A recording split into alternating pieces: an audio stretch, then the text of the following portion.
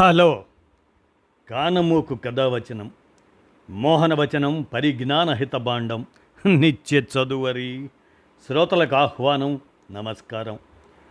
చదవదగునెవరు రాసిన తదుపరి చదివిన వెంటనే మరువక పలువురికి వినిపింపబూనిన అది ఏ పరిజ్ఞాన హితభాండమవుపో మహిళ మోహనవచనమై విరాజిల్లు.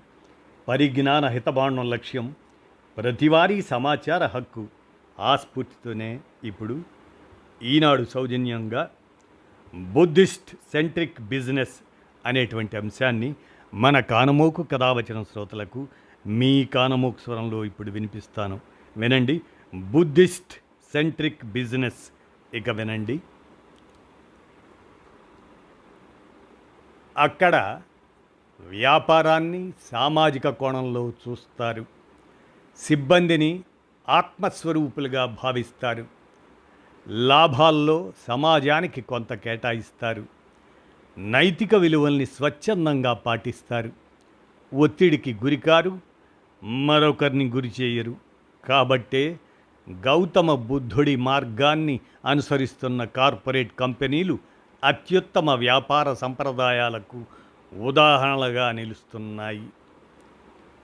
ఇక విషయానికి వస్తే బిజినెస్ బుద్ధుడు భగవాన్, వ్యాపారం పాపం కాదా అడిగాడు ఓ శ్రమణుడు సత్సంగంలో. జీవితమే ఓ వ్యాపారం అయినప్పుడు వ్యాపార జీవితం తప్పెలా అవుతుంది అని స్థిరంగా జవాబిచ్చాడు బుద్ధుడు. అయినా ఆ యువ సన్యాసి బుర్రలో అనేక చిక్కుముళ్ళు. వ్యాపారం అంటేనే సంపాదన, ఇంకెవరో నష్టపోతేనే మనం లాభపడతాం. ఆ ప్రకారంగా అది జీవహింసే అని అనగా బుద్ధుడు హింసను ప్రేరేపిస్తున్నట్ట. శ్రామికుడి అదనపు శ్రమతోనే పెట్టుబడిదారుడు లాభాలను సంపాదిస్తాడు. ఆ చర్య దోపిడీ లాంటిదే. కాబట్టి శాఖ్యముని పైన శ్రామిక వర్గ వ్యతిరేకి అనే ముద్ర వెయ్యాలా? కాదు కాదు. గౌతముడి ఆలోచనల్ని అర్థం చేసుకోవాల్సిన పద్ధతి ఇది కాదు. నిజానికి బుద్ధుడు వ్యాపారాన్ని ఒక ధర్మబద్ధమైన ఉపాధి మార్గంగానే భావించాడు. అక్కడ ఏ దశలోనూ ద్రోహ చింతనకు ఆస్కారం ఉండకూడదు అన్నాడు. పేలుడు పదార్థాల తయారీ, మనుషుల అక్రమ రవాణా, మద్యమాంసాల విక్రయం, విష పదార్థాల ఉత్పత్తి మొదలైన వాటిని మాత్రం నిషిద్ధ వ్యాపారాలుగా ప్రకటించాడు బుద్ధుడు. బుద్ధుడి సమయానికే దేశంలో అంతర్జాతీయ వాణిజ్యం ఊపందుకుంది. రేవు పట్టణాల్లో విదేశీ వ్యాపారుల సందడి పెరిగింది. మనిషి కేంద్రంగా, మనసు లక్ష్యంగా ఆ సర్వసంగ పరిత్యాగి సాగిస్తున్న బోధనలు విదేశీ వ్యాపారులను అమితంగా ఆకట్టుకునేవి. వాటి ద్వారా నిత్య జీవితంలోని ఒత్తిళ్ల నుంచి వాళ్లకు సాంత్వన దొరికేది. ఆ కృతజ్ఞత కొద్దీ బౌద్ధారామాలకు విరాళాలు ఇచ్చేవారు. వెళుతూ వెళుతూ బుద్ధుడి బోధనల్ని స్వదేశాలకు తీసుకెళ్ళేవారు. సుదత్తుడు, విశాఖ, చిత్త ఇలా ఎంతోమంది భారతీయ సంపన్నులు బౌద్ధాన్ని ఆదరించారు. ఓ దశలో బౌద్ధ సంఘాలు బ్యాంకుల పాత్రను పోషించాయి. నామమాత్రపు వడ్డీకే రైతులకు, చిరు వ్యాపారులకు రుణాలు ఇచ్చాయి. డబ్బు విషయంలో బుద్ధుడు మధ్యే మార్గాన్ని ఎంచుకున్నాడు. సంపదల్ని పూర్తిగా త్యజించమని చెప్పలేదు. అలా అని అవసరానికి మించి పోగేసుకోమని అనలేదు. సిరుల తల్లి లక్ష్మీదేవికి బౌద్ధ సాహిత్యంలో ప్రత్యేక స్థానం ఉంది. మరో ఐశ్వర్య దేవత వసుధార దాతృత్వానికి ప్రతీక. ఒకరు భోగభాగ్యాలను ప్రసాదిస్తారు, ఇంకొకరు వాటిని సమాజంతో పంచుకోమని ప్రోత్సహిస్తారు. ఆ ఇద్దరూ డబ్బులోని రెండు కోణాలకు ప్రతినిధులు. అలా కార్పొరేట్ సామాజిక బాధ్యతకు ఆ రోజుల్లోనే పునాదులు పడ్డాయి. బౌద్ధం వ్యాపారంలో మానవీయ కోణాన్ని చూసింది.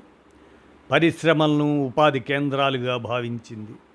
వ్యాపార లావాదేవీల్లో నీతి, అవినీతి, నైతికత, అనైతికత వాటి మధ్య స్పష్టమైన విభజన రేఖను గీసింది. ఏ యాజమాన్యమైనా సిబ్బంది ఆత్మగౌరవానికి భంగం కలిగేలా వ్యవహరించకూడదని హెచ్చరించింది. ఉత్పత్తుల్లో నాణ్యతకు, సేవల్లో విశ్వసనీయతకు పెద్దపీట వేసింది. సవాళ్లు, సంక్షోభాలు ఎదురైనప్పుడు వ్యాపారి తన మనస్సును ఎలా నియంత్రించుకోవాలో నేర్పింది. కాబట్టే నేటికి కూడా కార్పొరేట్ కారిడార్లలో బుద్ధుడి తైలవర్ణ చిత్రాలు కనిపిస్తున్నాయి. అష్టాంగ మార్గాలు, ఆర్య సూత్రాలు బోర్డు రూమ్ సంభాషణల్లో భాగం అవుతున్నాయి. విపස්සన లాంటి విధానాలు సిబ్బంది ధ్యాన శిబిరాల్లో స్థానం సంపాదిస్తున్నాయి. బౌద్ధ సూత్రాలను వ్యాపార నిర్వహణకు అన్వయిస్తూ work like a monk, business and Buddha, journal of business administration తదితర మేనేజ్మెంట్ గ్రంథాలు వెలువడ్డాయి. ఇక అష్టాంగ మార్గాలు పరిశీలిస్తే వ్యాపారంలో అంత ఒత్తిడి ఎందుకు, సిబ్బందిలో ఆ స్థాయి అభద్రత అవసరమా, నైతిక మార్గంలో లాభాలు సంపాదించలేమా తదితర ప్రశ్నలు ఓ దశలో నవతరం ఎంటర్ప్రెన్యూర్లను తీవ్రంగా ఆలోచింపజేశాయి. ఆ అన్వేషణ బౌద్ధం దగ్గర ఆగిపోయింది. దుఃఖం ఉంది, దుఃఖానికి కారణం ఉంది, దుఃఖానికి ముగింపు ఉంది, దుఃఖ నివారణకు మార్గము ఉంది అంటూ 4 ఆర్య సత్యాలను బోధించాడు గౌతమ బుద్ధుడు. జీవితంలో దుఃఖ నివారణకు ఆయన సూచించిన అష్టాంగ మార్గమే కార్పొరేట్ జీవితంలోని ఎత్తుపల్లాలకు వర్తిస్తుందని వాళ్ళు సులభంగానే గ్రహించారు. ఓసారి బుద్ధుడు తన అనుచరులతో కలిసి రాజగృహానికి వెళ్తున్నాడు.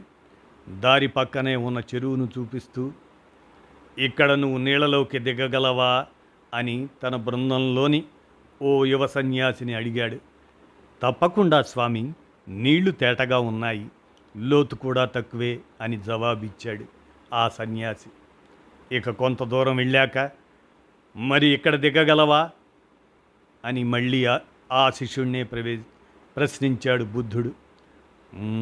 బురదగా ఉంది, లోతు తెలియటం లేదు, భయమేస్తుంది అంటూ ఇబ్బందిగా చెప్పాడు ఆ శిష్యుడు. మనస్సు కూడా నీటి లాంటిదే, ఎంత తేటగా ఉంటే అంత స్పష్టత అంటూ వివరించాడు బుద్ధుడు.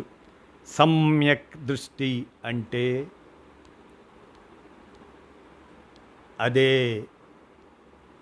ఏ ఎంటర్ప్రెన్యూర్ అయినా సరైన దృక్కోణం ఉన్నప్పుడే సరైన ఆలోచనలు చేయగలడు.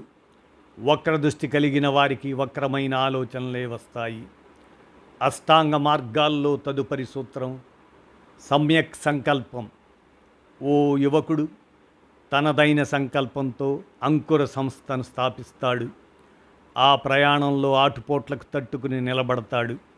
ఇన్వెస్టర్లలో విశ్వాసాన్ని కలిగించి భారీగా పెట్టుబడులను సమీకరిస్తాడు. వ్యాపారాన్ని మరింత విస్తరిస్తూ పబ్లిక్ ఇష్యూస్కి వెళ్తాడు.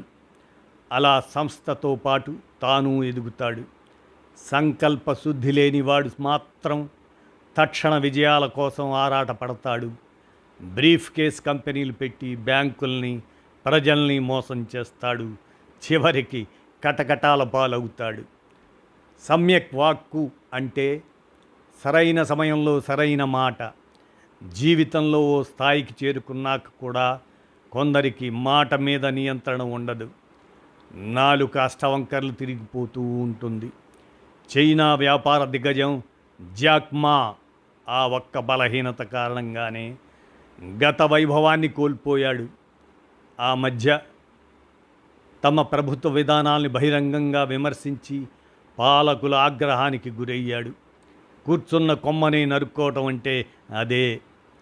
ఓ సంస్థ అగ్రస్థానానికి చేరుకోవాలంటే వ్యవస్థాపకుడి ఆలోచనలే కాదు, ఆచరణ గొప్పగా ఉండాలి. సమ్యక్ చర్య అంటే అదే. అతను తీసుకునే ప్రతి నిర్ణయము ఆ కంపెనీ ఎదుగుదలకు ఓ సోపానం కావాలి. కానీ చాలా సందర్భాల్లో మిగిలిన విభాగాల పనితీరు ఎలా ఉన్నా ఆర్థిక క్రమశిక్షణ లోపించడం వల్లే చాలా అంకురాలు కుప్పకూలుతున్నాయి. వ్యక్తిగత జీవితంలో అయినా వ్యాపార జీవితంలో అయినా మితిమీరిన అప్పుల్ని ప్రోత్సహించదు బౌద్ధ ధర్మం. ఓ జాతక కథలో ఒకానొక చిరు వ్యాపారి అవసరం కొద్దీ అప్పు చేస్తాడు. చిన్న మొత్తమే కదా అని తీర్చకుండా నిర్లక్ష్యం చేస్తాడు. తీరా తిరిగి చెల్లించే సమయానికి వడ్డీలు చక్రవడ్డీలతో ఆ బకాయి కొండలా పేరుకుపోయి ఉంటుంది. ప్రారంభంలోనే సరిదిద్దుకోకపోతే ఒక తప్పు 100 తప్పులవుతుంది, అప్పుల కుప్పలా మారుతుంది అంటూ ఆ కథను ముక్తాయిస్తాడు బుద్ధుడు. మరో ముఖ్య మార్గం సమ్యక్ అజీవిక. వృత్తి వ్యాపారాల ఎంపికలో నైతికత ప్రాధాన్యాన్ని నొక్కి చెబుతుంది. 90% స్టార్టప్స్ ప్రారంభమైన ఏడాది 2 ఏళ్లకే దుకాణం కట్టేస్తాయి. ముందస్తు కసరత్తు లోపించడమే ఆ వైఫల్యానికి కారణం. అందుకే ఏ పనికైనా సమ్యక్ వ్యాయామం అంటే సరైన సాధన అవసరమని అంటాడు. అప్పుడే ఆటుపోట్లను తట్టుకునే శక్తి వస్తుంది. సమ్యక్ స్మృతి అంటే సరైన ఎరుక. నెగటివ్ ఉద్వేగాలు మనిషిలోని మంచి చెడుల బేరీజు శక్తిని నాశనం చేస్తాయి. ఆ మానసిక స్థితిలో ఎవరూ ఎరుకతో నిర్ణయాలు తీసుకోలేరు. ఓసారి బుద్ధుడు ఏదో రాజ్యం గుండా వెళ్తున్నాడు. అక్కడ అప్పటికే శాంతి భద్రతలు అదుపు తప్పాయి. పట్టపగలే దొంగతనాలు జరుగుతున్నాయి. దీంతో స్థానిక పాలకుడు ఆగ్రహంతో ఊగిపోయాడు. కనిపించిన దొంగను కనిపించినట్లు ఉరితీయమని సైనికుల్ని ఆదేశించాడు. బుద్ధుడికి ఆ నిర్ణయం సబబుగా అనిపించలేదు. రాజా, ఆకలి మనిషిలోని విచక్షణను చంపేస్తుంది, ఎంతటి ఘోరానికైనా ఉసిగొల్పుతుంది. ముందు మీ రాజ్యంలో ఆకలి లేకుండా చూడండి, దొంగతనాలు వాటంతటవే తగ్గిపోతాయి అని సలహా ఇచ్చాడు బుద్ధుడు. ఏదైనా తీవ్ర సమస్య ఎదురైనప్పుడు తొందరపడి ఓ అభిప్రాయానికి వచ్చేయకుండా సమస్య మూలాల్ని గుర్తించాలి. అప్పుడే సరైన పరిష్కారం దొరుకుతుంది. ఆ ఒడుపు తెలియని కారణంగా పచ్చని వ్యాపారాలకు నిప్పులు పెట్టుకుంటున్న వారు ఎంతోమంది. అష్టాంగాల్లో చిట్ట చివరి మెట్టు సమ్యక్ సమాధి అంటే సరైన ఏకాగ్రత, స్థితప్రజ్ఞతను తలపించే అత్యున్నత మానసిక స్థితిని సాధించినప్పుడు ఆ నాయకుడి ఆలోచనల్ని ఏ ప్రభావాలు పక్కదారి పట్టించలేవు. ఆ సమస్త ఉనికిని ఏ ఉపద్రవాలు దెబ్బతీయలేవు. జపాన్లో 100 ఏళ్లకు పైగా చరిత్ర కలిగిన కంపెనీలు 20,000కు పైగా ఉన్నాయి. 200 సంవత్సరాల నాటివి 1200 వరకు కనిపిస్తాయి. అష్టాంగ మార్గాలే వాటి దీర్ఘాయువు రహస్యాలు అంటారు విశ్లేషకులు. ఇక కార్పొరేట్ బౌద్ధారామం గురించి పరిశీలిస్తే బౌద్ధం వ్యాపారాన్ని సరస్సుతో, వ్యాపారిని తామరాకుతో పోలుస్తుంది. నిండు కొలనులో ఉన్న తామరాకుకు కాస్తంతైనా తడి తగలదు. పొరపాటున అంటిందా వెంటనే ఆకు కుళ్ళిపోతుంది. అలాంటి ఇబ్బంది తలెత్తకుండా ఆ పత్రాల పైన బలమైన వాటర్ ప్రూఫ్ పొర ఉంటుంది. బౌద్ధం కూడా వ్యాపారులకు ఆ తరహా నైతిక భద్రతను అందిస్తుందని విశ్వసించే వ్యక్తులు ప్రపంచవ్యాప్తంగా ఉన్నారు. అమెరికాలోని వర్క్స్ మేనేజ్మెంట్ ప్లాట్ఫామ్ ఆసన ఆ నమ్మకంతో ఏర్పాటైందే. సంస్థ వ్యవస్థాపకులు డస్టిన్ మోస్కోవిజ్, జస్టిన్ రోసెన్స్టైన్ గూగుల్ మాజీ ఉద్యోగులు. జీతభత్యాలకు కొదవలేకపోయినా అర్థం లేని ఒత్తిళ్ళు, లక్ష్యం లేని పరుగులు తమ జీవితాలని నరకంగా మార్చేస్తున్నాయని వాళ్లకు అర్థమైపోయింది. ఆ తీవ్ర నిస్పృహ స్థితిలో ఇద్దరికీ బౌద్ధంలో ఉపశమనం లభించింది. దీంతో ఉద్యోగాలకు రాజీనామా చేసి బుద్ధుడి బోధనలనే కంపెనీ నిర్వహణ సూత్రాలుగా ఆసనను ఆరంభించారు. ఆ ఆచరణలో ప్రవేశించగానే ఏ బౌద్ధారామంలోనూ ఉన్న భావన కలుగుతుంది. అక్కడ రోజు ఉదయం ధ్యానంతోనే విధి నిర్వహణ మొదలవుతుంది. లక్ష్య సాధనలో స్పష్టత కోసం వారానికి 2 సార్లు సమ్యక్ సమావేశాలు జరుగుతాయి. సిబ్బందికి హోదాలు ఉండవు. ఒకరినొకరు పేరు పెట్టే పిలుచుకుంటారు. వైఫల్యాలకు నష్టాలకు ఎవరిని బలిపశువుల్ని చేయరు. ఆ చేదు ఫలితాల్ని వ్యవస్థలోని లోపాలుగానే భావిస్తారు. కాకపోతే పునరావృతం కాకుండా జాగ్రత్త పడతారు. గూగుల్, అమెజాన్, నెట్ఫ్లిక్స్ ఈ సంస్థ క్లయింట్ల జాబితాలో ఉన్నాయి. ఆసన మార్కెట్ విలువ 15,000 కోట్లపై మాటే. అంతర్జాతీయంగా బెస్ట్ ప్లేస్ టు వర్క్ జాబితాలో ఆ పేరు కనిపిస్తూ ఉంటుంది. ఇక బుద్ధం శరణం గచ్ఛామి అనే అంశంగా అధికారికంగా అనధికారికంగా బౌద్ధాన్ని అనుసరిస్తున్న వ్యాపార దిగ్గజాలు అనేక మంది. యాపిల్ వ్యవస్థాపకుడు స్టీవ్ జాబ్స్ ఆయన ఆలోచనల మీద బౌద్ధంలోని జెన్ శాఖ ప్రభావం అపారం. అందుకేనేమో ఆ సంస్థ ఉత్పత్తుల్లో బౌద్ధం తాలూకు నిరాడంబరత తొంగి చూస్తుంది.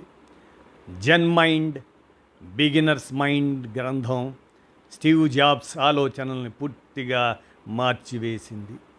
ఈ పుస్తకం మనిషి ఆలోచనలను 2గా విభజిస్తుంది. ఒకటి ఎక్స్పర్ట్స్ మైండ్, నాకు చాలా తెలుసు అనుకునే స్వభావం. మనలో ఆ అహంకారం ప్రవేశించగానే జ్ఞాన ద్వారాలు మూసుకుపోతాయి. ఇక కొత్తగా ఏమీ నేర్చుకోలేకపోతాం.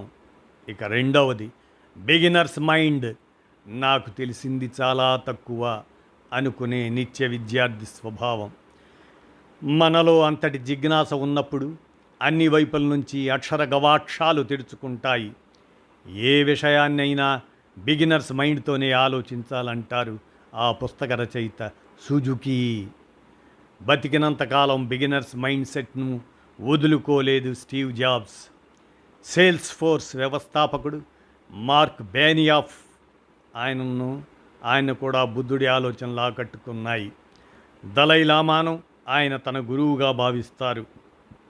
ఇప్పటికీ ఆధ్యాత్మికత, నైతికత, మానసిక ప్రశాంతత తదితర విషయాల్లో సలహాల కోసం బౌద్ధ సన్యాసుల్ని తన కార్పొరేట్ కార్యాలయానికి ఆహ్వానిస్తుంటాడు బేనియాఫ్. దాదాపుగా అన్ని సేల్స్ ఫోర్స్ కార్యాలయాల్లోనూ సిబ్బంది ధ్యానం కోసం మైండ్ఫుల్నెస్ జోన్స్ను ఏర్పాటు చేశాడు. ట్విట్టర్ సహ వ్యవస్థాపకుడు జాక్ డోర్సే సైతం గతంలో ఒకసారి విపස්සన ధ్యాన శిబిరానికి హాజరయ్యాడు.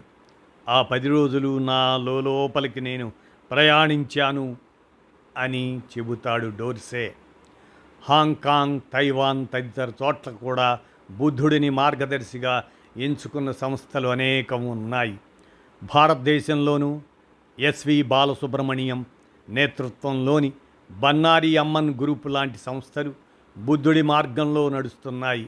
బుద్ధ సిఇఓ పేరుతో బుద్ధిస్ట్ మేనేజ్మెంట్ సూత్రాల పట్ల అవగాహన కల్పిస్తున్నాయి. సత్యాన్వేషణ కోసం సర్వస్వాన్ని త్యాగం చేసిన శాక్యమునులు ఆధునిక యుగంలోనూ అక్కడక్కడ దర్శనమిస్తారు. మలేషియా వ్యాపారవేత్త ఆనందకృష్ణన్ తనయుడు సిరిపన్యో సకల సంపదల్ని వదులుకొని బౌద్ధ సన్యాసిగా మారాడు. కోరికలు ఉన్న ప్రతి చోట దుఃఖం ఉంటుంది. దుఃఖం ఉన్న ప్రతి చోట బుద్ధుడి బోధనల అవసరం ఉండి తీరుతుంది. బృందం అంటేనే రకరకాల మనస్తత్వాలు, అనేక నేపథ్యాలు. అందరి ఆలోచనల్ని ఒక లక్ష్యం వైపు మళ్లించడమే నాయకుడి బాధ్యత, నాయకత్వ కర్తవ్యం. ఆ టీం మేనేజ్మెంట్ సూత్రాన్ని కూడా బుద్ధుడి నుంచి నేర్చుకోవచ్చు. ఆయన బృందంలో భిన్నత్వానికి కుదువలేదు. అంగుళీమాల ఒకనాటి గజ దొంగ, కిసగౌతమి సాధారణ గృహిణి, అనాథ పిండికుడు మాజీ వ్యాపారవేత్త, బౌద్ధాన్ని స్వీకరించగానే వాళ్ళంతా తమ తమ గతాల్ని వదిలిపెట్టారు. సువిశాల సంఘంలో ఒకరైపోయారు. సముద్రంలో కలిసే వరకు ఏ నది ఉనికి ఆ నదిదే. ఆ తర్వాత అన్నీ సముద్రంలో భాగమే. వ్యాపారంలోనూ అంతే. బలమైన నాయకుడు ఉన్నప్పుడు వ్యక్తులు మాయమైపోతారు. సంస్థ మాత్రమే కనిపిస్తుంది, కనిపించాలి కూడా. ఇక మనం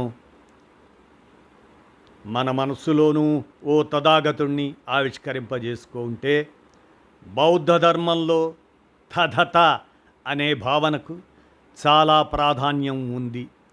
తథత అంటే జీవితంలో ఎదురయ్యే పరిస్థితుల్ని యథాతథంగా ఆమోదించటం, అక్కడే ఆగిపోకుండా మళ్ళీ ముందుకు సాగిపోవటం. ఉదాహరణకు, మార్కెట్ ఎత్తుపల్లాల కారణంగా వ్యాపారంలో తీవ్ర నష్టాలు తప్పలేదని అనుకుందాం. ఆ పరిస్థితుల్లో పదే పదే అదే విషయాన్ని తలుచుకొని కుమిలిపోతూ కూర్చుంటే ఎలాంటి ఉపయోగము ఉండదు. వెంటనే ఆ వైఫల్యాన్ని అంగీకరించాలి. అలా ఆ విషాదానికి ముగింపు పలకాలి. అప్పుడే తదుపరి లక్ష్యం ఏమిటి అనే ఆలోచన మొదలవుతుంది. అడుగు ముందుకు పడుతుంది. ఆ మానసిక స్థితికి చేరిన వాడే తథాగతుడు అనిపించుకుంటాడు. పాత పరాజయాల్ని ఆమోదించకపోతే కనుక మనలోని ఎనర్జీ రెండు ముక్కలైపోతుంది. సగభాగం దుఃఖానికి, పశ్చాత్తాపానికే ఖర్చు అయిపోతుంది. దీంతో లక్ష్యం కోసం సర్వశక్తులు ఒడ్డి పోరాడలేము. ఆ రోజుల్లో గృహస్థులు బుద్ధుడి పాత్రలో రకరకాల పదార్థాలు వేసేవారు. అందులో కొన్ని మాత్రమే రుచికరంగా తాజాగా ఉండేవి. అయినా గౌతముడు ప్రతి భిక్షను సమబుద్ధితో స్వీకరించేవాడు, ఇష్టంగా ఆరగించేవాడు. జీవితాన్ని కూడా భిక్షపాత్రలా భావించినప్పుడే లాభనష్టాల్ని, జయాపజయాల్ని భేషరతుగా ఆమోదించగలం. ఇక దశరాజధర్మాలు అనేటువంటి అంశంగా పరిశీలిస్తే, నాయకత్వ స్థానంలో ఉన్నవారి కోసం బుద్ధుడు దశరాజధర్మాలు బోధించాడు. అవి ప్రజాపాలకులకే కాదు, కంపెనీ నిర్వాహకులకు వర్తిస్తాయి. నాయకుడు బలమైన వ్యక్తిత్వాన్ని కలిగి ఉండాలి. సంఘంలోని సభ్యులతో పారదర్శకంగా వ్యవహరించాలి. ఏ నియమాన్ని అయినా తాను ఆచరించాకే ఇతరులకు వర్తింపజేయాలి. ప్రజల సంక్షేమం కోసం త్యాగాలకు సిద్ధపడాలి. ఏ రూపంలోనూ విద్వేషాలకు చోటివ్వకూడదు. మెజారిటీ సభ్యుల ఆలోచనల్ని గౌరవించాలి. అంతేకాదు, ఎంత కఠిన పరిస్థితుల్లో అయినా హింసను ప్రేరేపించకూడదు. ప్రతి సమస్యను పాలకుడు 360 డిగ్రీస్ కోణంలోనే విశ్లేషించాలి అంటాడు బుద్ధుడు. చెట్టును కాదు, మొత్తంగా అడవిని చూడాలని చెబుతాడు. అప్పట్లో బౌద్ధ సంఘాల నిర్వహణ ఓ కంపెనీని పోలి ఉండేది.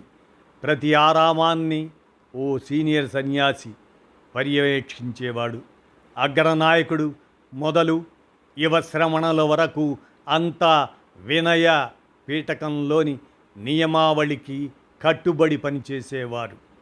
నిబంధనలను ఉల్లంఘిస్తేనే కఠిన శిక్షలు ఉండేవి. సంగీతి ఆ తరహా మహాసభలకు మాత్రమే నియమాన్ని సవరించే అధికారం ఉండేది. బుద్ధుడి బోధనల ప్రచారం కోసం ఓ అంతర్జాతీయ విభాగం పనిచేసేది. బౌద్ధం మనుగడకు, విస్తరణకు ఆ బలమైన పాలనా వ్యవస్థే ప్రధాన కారణమని చెబుతారు. ఇదండి బుద్ధిస్ట్ సెంట్రిక్ బిజినెస్ అనేటువంటి ఈ అంశాన్ని ఈనాడు సౌజన్యంతో మన కానమోకు కథ వచ్చిన శ్రోతలకు అవగాహన నిమిత్తం వినిపించాను. విన్నారుగా, ధన్యవాదాలు.